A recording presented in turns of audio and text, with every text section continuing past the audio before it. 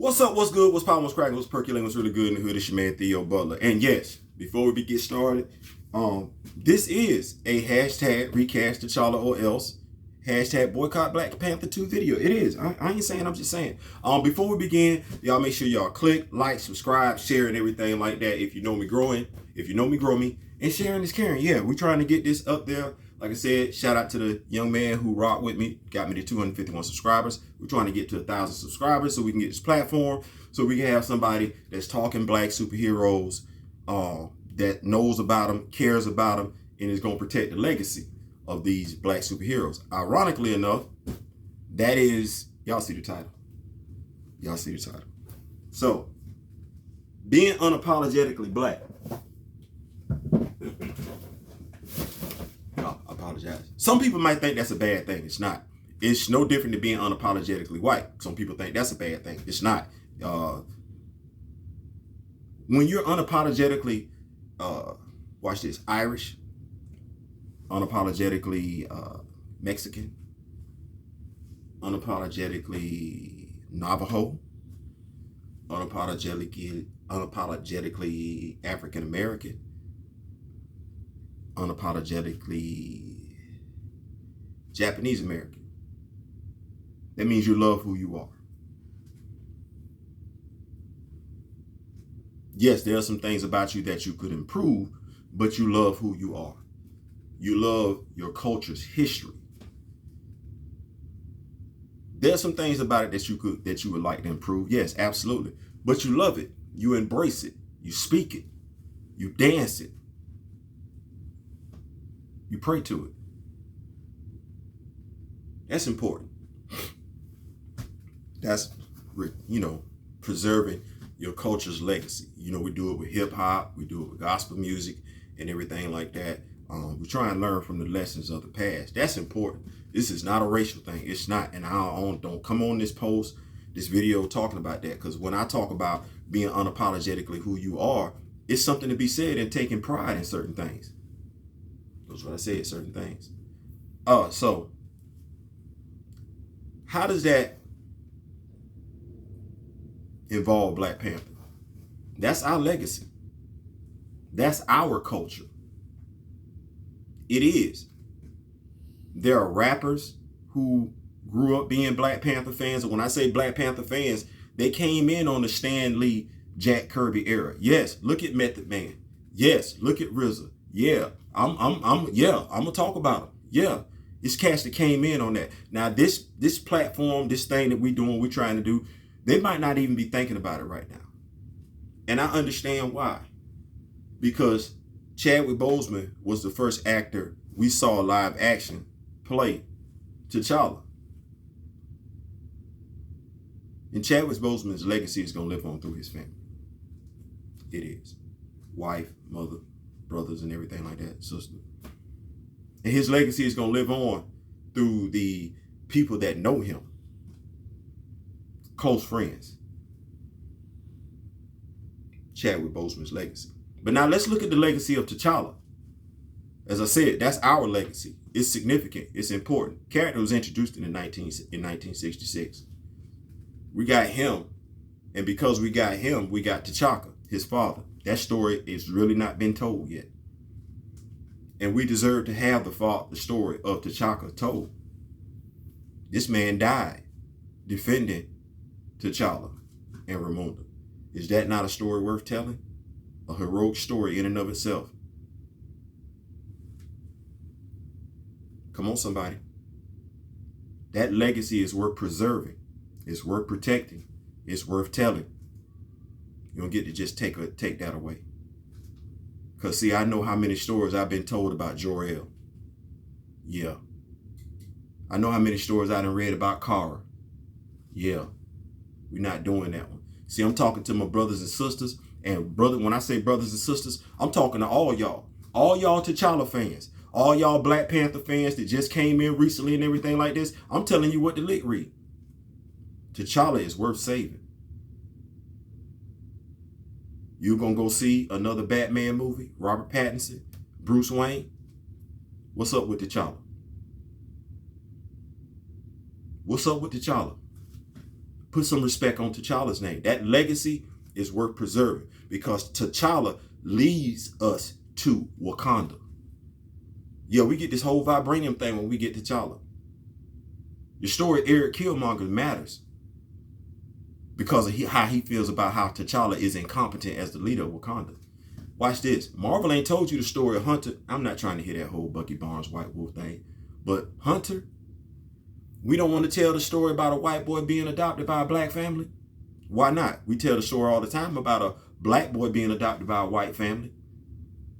We don't want to tell the story about how that white boy is more loyal to that black family than some of the other kids from that black family. Why not? We tell the story all the time about how that black boy is more loyal to the white family than the white kids. Hunter's story deserved to be told. That legacy from T'Challa's tree, that story deserves to be told, and you deserve to hear it. Because what are we talking about? Because watch this, it's 2021. We still talking about black-white relations.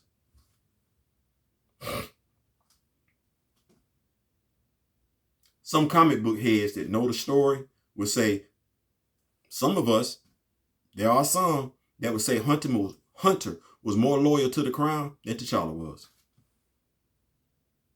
Imagine that. Imagine. Hunter, white dude, leader of the Hatu-Ziraze, the war dogs. We don't want to tell that story. It's worth telling. It's got a unique twist to it. Maybe that's why Lovecraft Country got canceled. Shout out to you, Gab. Yeah. That's black history. That's black culture. That's black legacy. We're going back 55 years. We're going back to 1966. I'm 53. I was born in 68. That's not worth preserving.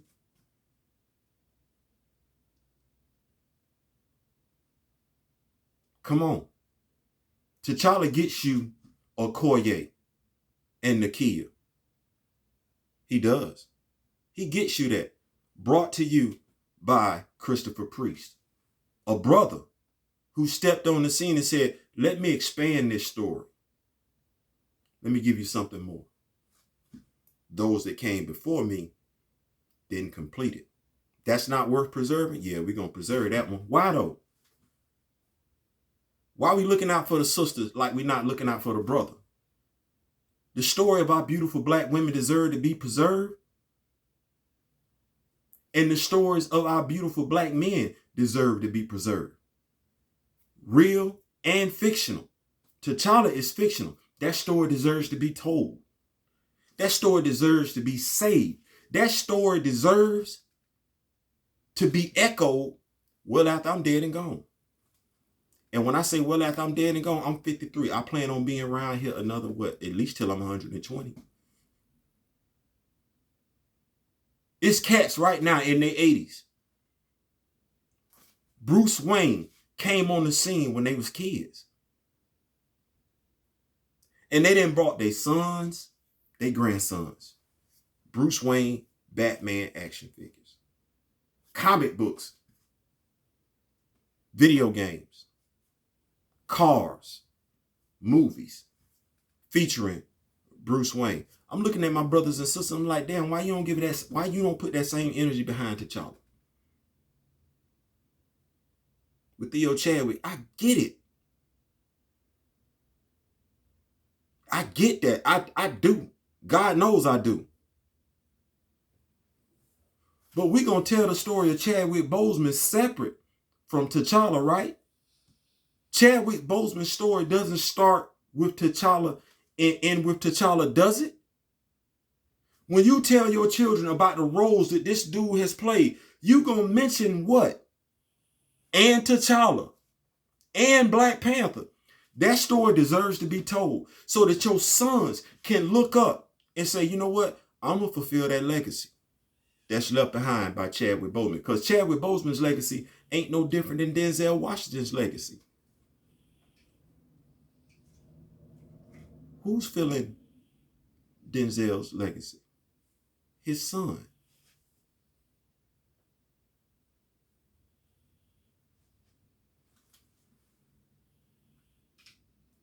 But who fulfills the legacy of Muhammad Ali?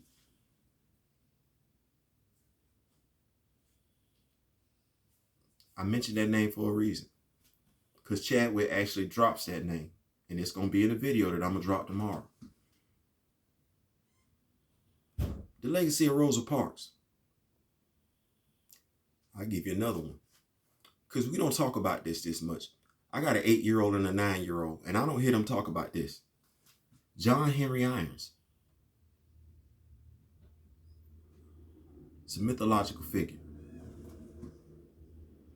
No different than Johnny Appleseed.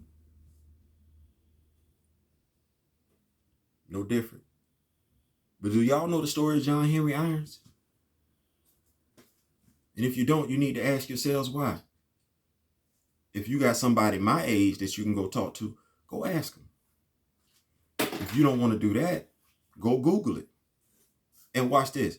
I'm not talking about the dude that replaced Clark Kent when Doomsday killed Superman.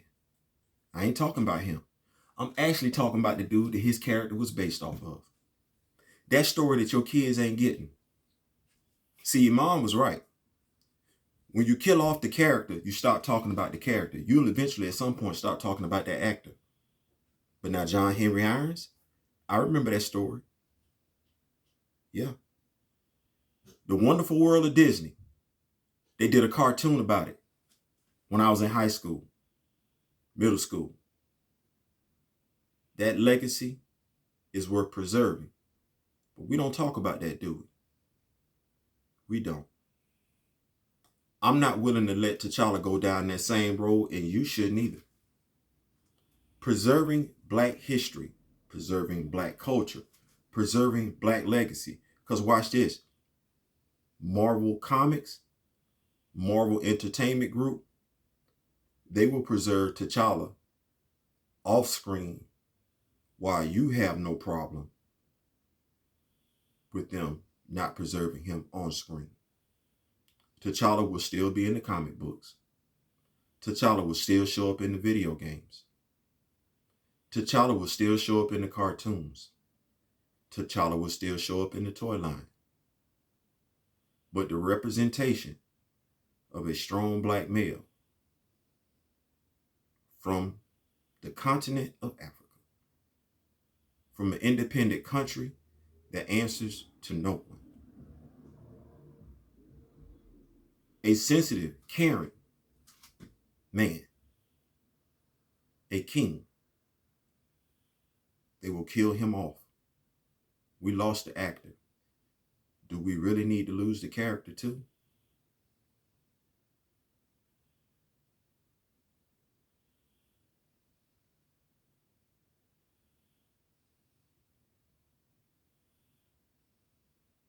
Preserving a man's legacy, preserving a man's work.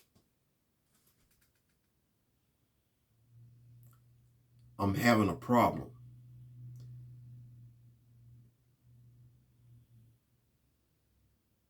reconciling everything that he went through.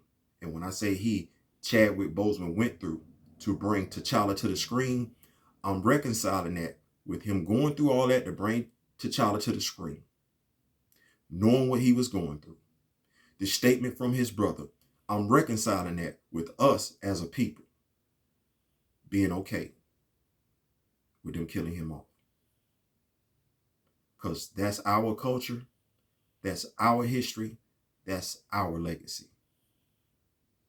Not theirs. I ain't saying, I'm just saying. Peace.